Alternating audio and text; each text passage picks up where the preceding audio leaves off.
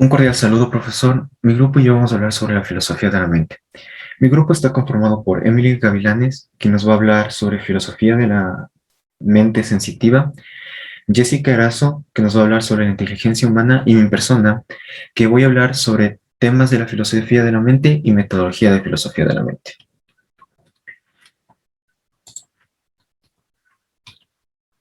Muy bien.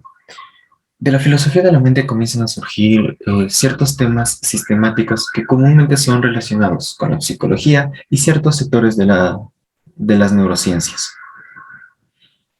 Aquí como primero tenemos la psicosomática, la psicofisiología y afines.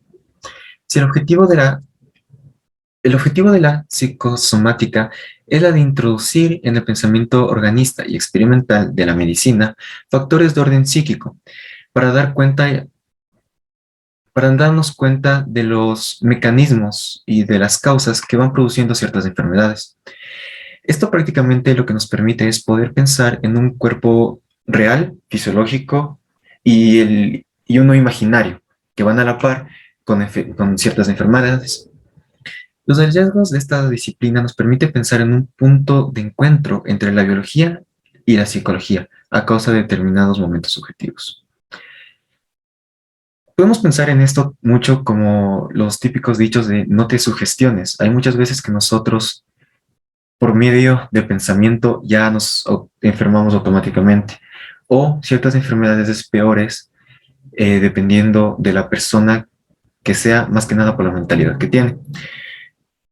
Pudimos ver esto con la reciente pandemia de COVID. Ciertas personas que tenían más estrés, que tenían problemas psicológicos, la enfermedad física les pegaba mucho más duro. A eso es a lo que se refiere esta parte. Ahora, las neuronas de espejos y teoría de la mente. Una disculpa. Las neuronas de espejos son un tipo de neuronas encontradas en el lóbulo parietal vinculadas al sistema motor. Estas fueron descubiertas por un italiano y su equipo en 1992. Estas se activan tanto cuando tú vas a hacer una acción como cuando tú ves a alguien hacer una acción similar. Lo que podemos sacar de estas neuronas es darnos cuenta de cómo ha sido posible el desarrollo de neuronas que codifican los movimientos biológicos percibidos por nuestro sujeto en un sistema específico. Por lo tanto, más importante es que no vale solo para cada uno de los actos motores, como los que consideramos normalmente, coger un lápiz, agarrar, sostener, arrancar, sino también para eventuales derivados, como puede ser agarrar un vaso para beber. Yo lo relaciono esto mucho con las propagandas que solemos ver. Si nosotros vemos una propaganda en la que un señor se ve súper feliz tomándose un vaso de Coca-Cola, por ejemplo, en este momento nuestras neuronas espejo hacen acción y nos transmiten esa sensación de nosotros también querer hacer lo mismo. Es de esta forma que los sistemas espejo terminan siendo rutas no conscientes de construcción cultural, dado que son componentes no verbales y, bueno, también verbales de socialización.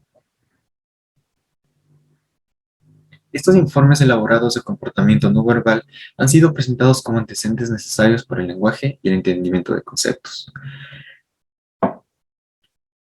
Los estados mentales, por último, son patrones específicos y fisiológicos y también subjetivos correlacionados entre sí.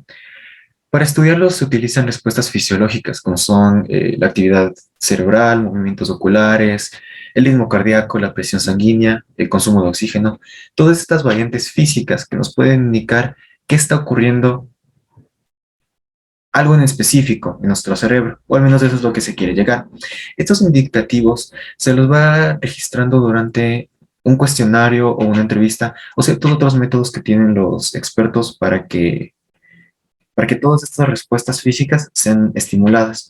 Mientras más estimuladas sean y más podremos comprender por qué se están estimulando, podremos comprender cómo es que nuestro cerebro actúa fisiológicamente.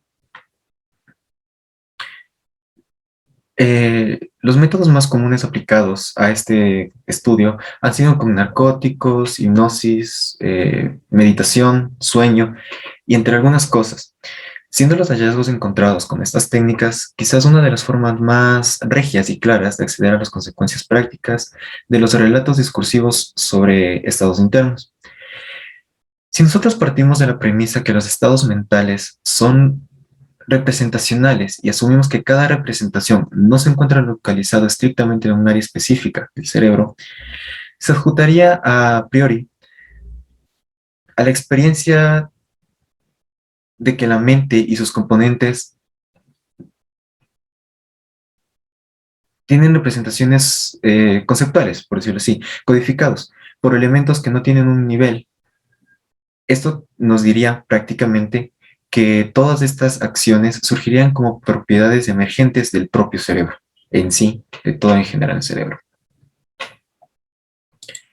Ahora, hablando un poco sobre la metodología de la filosofía de la mente, en esta ocasión vamos a hablar de tres.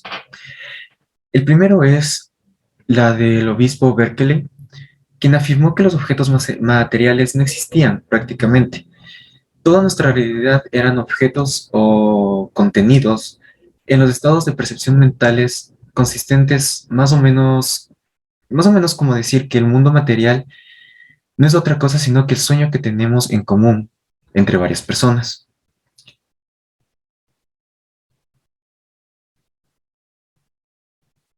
Si uno sostiene que el mundo material es solo un sueño, se coloca como un idealista subjetivo.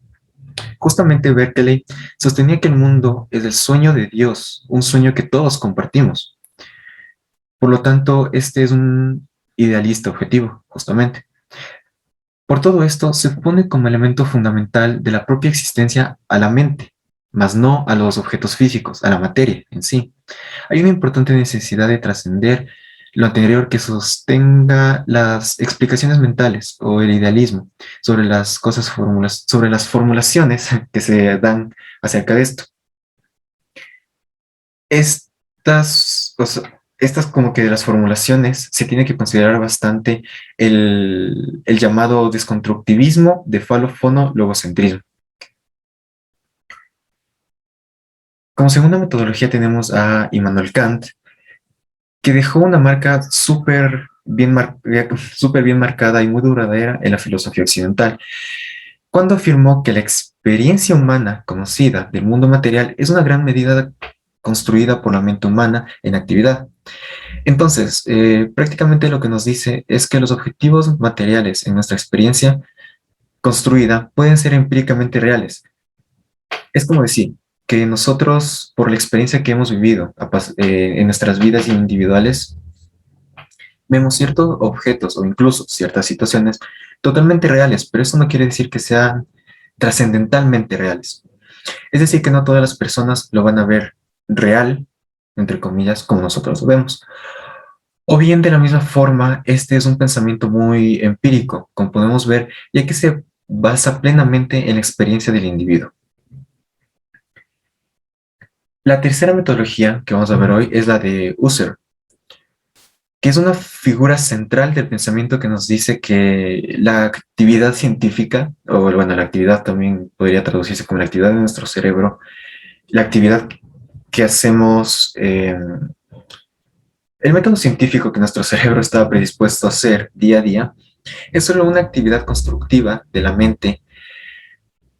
Vamos construyendo conceptos cada vez más intricados y más profundamente interpretativos al mundo que nos rodea. Es decir, el chiste es, en base de la ciencia, de la experiencia también, ir creando conceptos de la materia para ir prediciendo al mundo que nos rodea. Aquí los filósofos prácticamente lo que intentarán es acercarse a los fenómenos puros, originales, o sea, a la raíz del problema, y tendrán que hacer un procedimiento de análisis y de interpretación de la experiencia, y de esta manera producir un nivel de conocimiento y comprensión independientes de las ciencias corrientes y de sus construcciones e interpretaciones.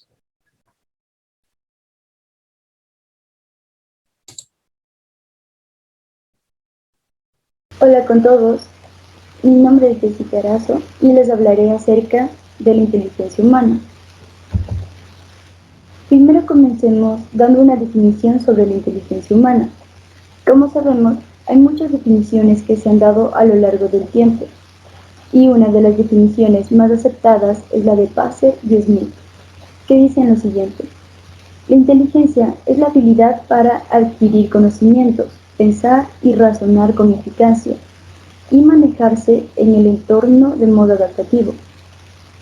También, según el psicólogo David Wetterler, la inteligencia es una capacidad global que tienen los individuos para actuar de manera intencionada, pensar racionalmente y adaptarse al medio.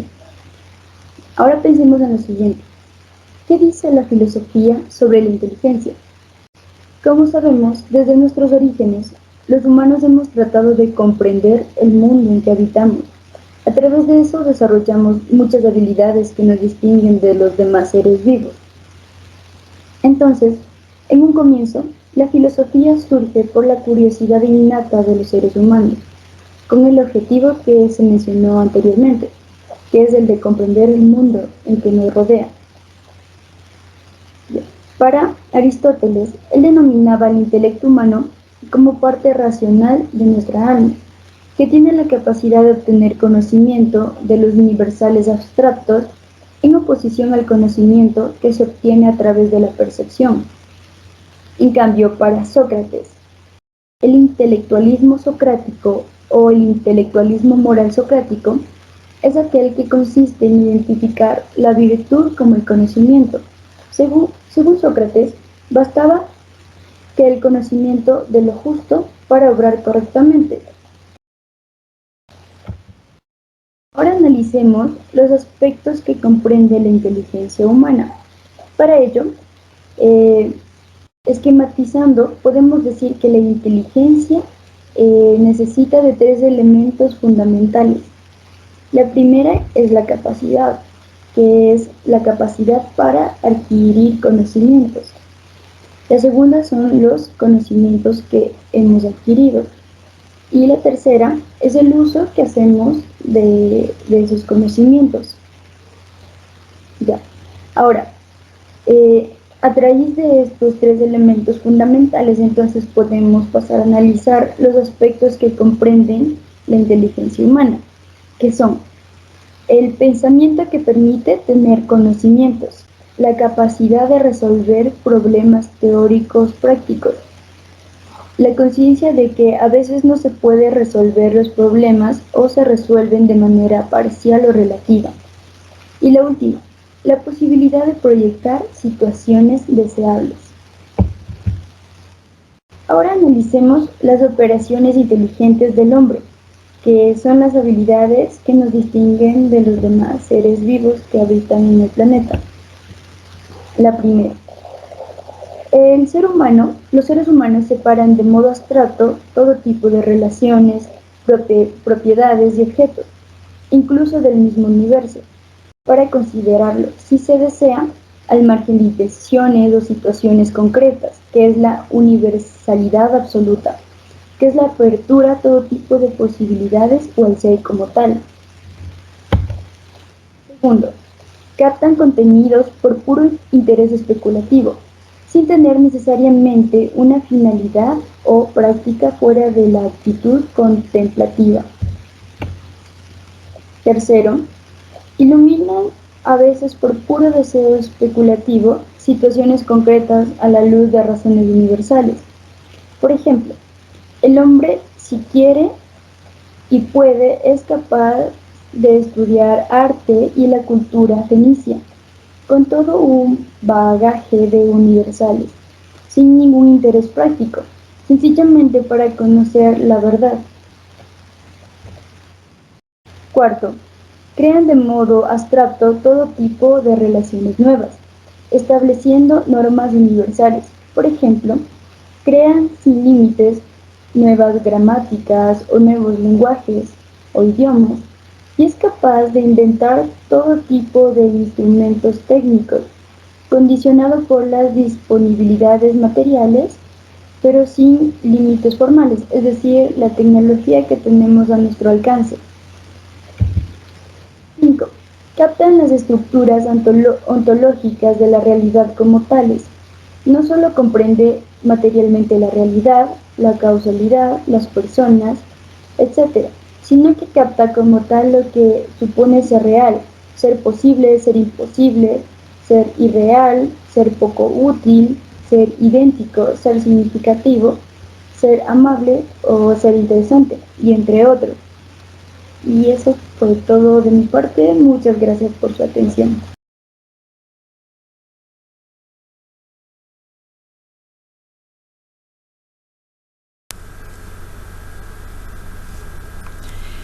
Dentro de este gran tema se presenta una cuestión sobre las distinciones que existen entre los actos de conciencia, como lo son sentir y pensar, y los actos físicos, como el mover cierta parte de tu cuerpo, hasta el hecho de las actividades neuronales. La filosofía de la mente tiene confusiones interminables sobre la noción del evento físico y mental. Dado este dualismo, es de hecho interesante estudiarlo desde un punto de vista centrado en la idea del hilemorfismo, según la cual se concibe al ser como compuesto por dos principales esencias. Uno es la material y el otro es la forma, donde la materia es toda parte sensible y separable que lo constituye, y la forma es la estructura que constituye su especificidad. Por ejemplo, si hablamos de un vaso, en su forma está, valga la redundancia, la forma que tenga el vaso, y el cristal es el material de que está hecho. Lo formal y lo material deben entenderse juntamente y no por separado. Ni de la idea de silla podemos decir su materialidad, ni de la idea de madera o metal podemos deducir sus posibles formaciones. Es decir, la forma y la materia están conjuntamente estudiadas para una mejor aplicación y entendimiento.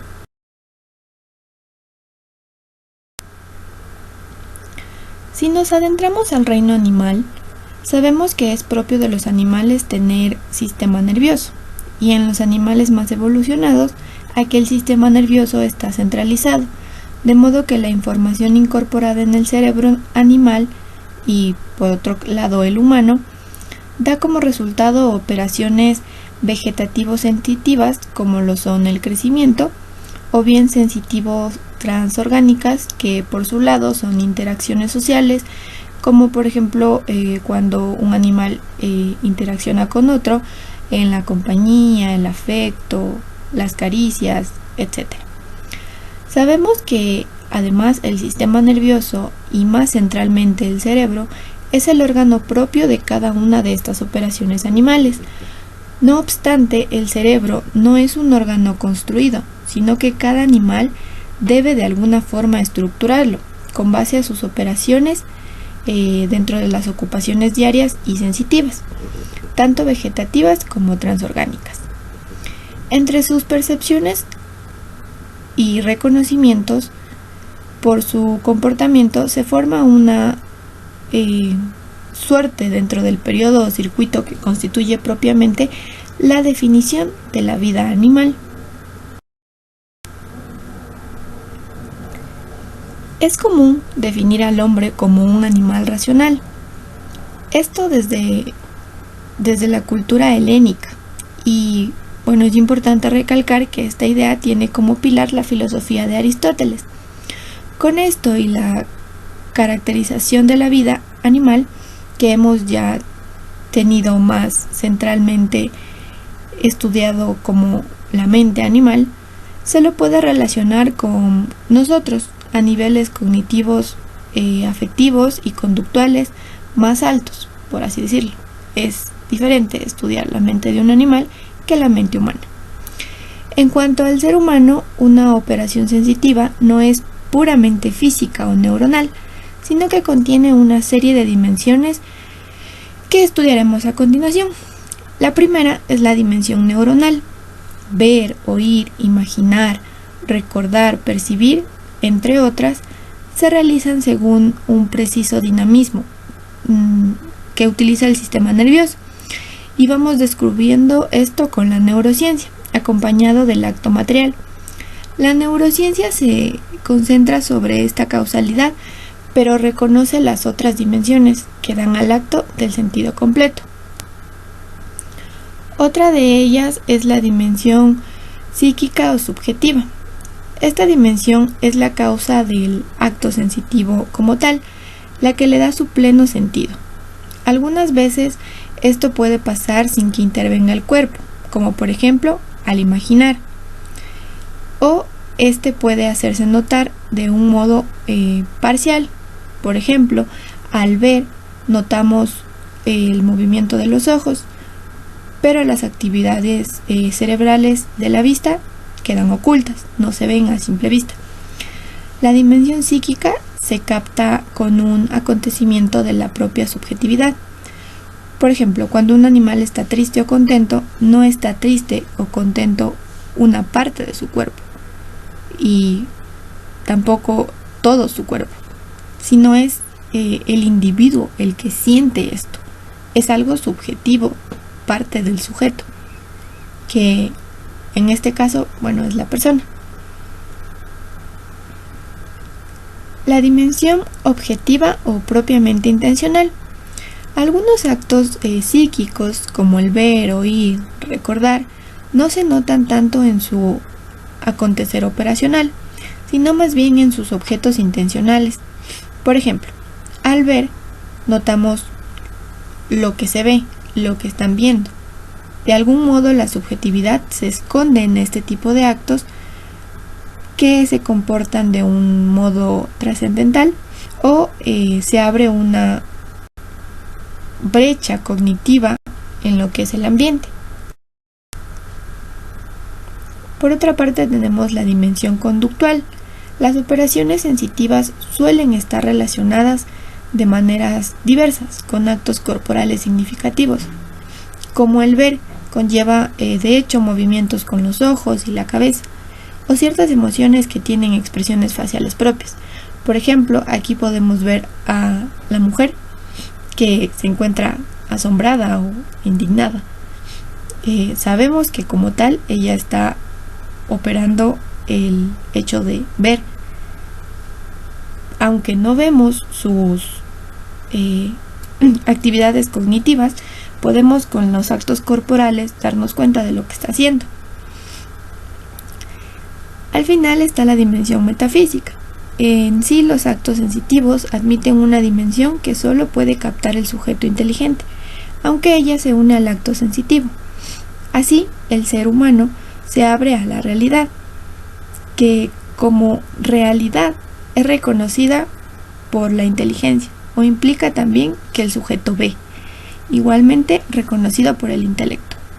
De ahí la problemática del conocimiento, del yo, en las filosofías de la mente, que aceptan presupuestos empiristas. En fin, estas dimensiones suelen estar implícitas en el lenguaje y conocimientos ordinarios, que por este motivo resulta analógico y debe precisarse cuando se hace filosofía de la mente. El cuerpo humano, o en su caso el animal, puede tomarse como cuerpo personal o como cuerpo intencional. Es aquí donde se contienen sus dimensiones. O bien puede tomarse en un sentido abstracto, reducido, como suele ser conceptualizado por las ciencias naturales. Por ejemplo, si decimos la expresión "me duele la mano", no tiene sentido según la noción abstracta del cuerpo, utilizada por la física, pues aquí se presenta el problema del yo. No existe como tal un sentir dolor, un yo adolorido. Por otro lado, existen dimensiones del cuerpo humano que hacen referencia a cómo se dan las potencialidades del mismo, las cuales están relacionadas con que se dé un correcto desarrollo, tanto individual como colectivo, de aspectos como el bienestar y el crecimiento personal. Aquí podemos encontrar dimensiones como la física, social o sociopolítica, cognitiva, emocional o afectiva, comunicativa, espiritual, estética y la ética moral, que se ven relacionadas con las que ya mencionamos.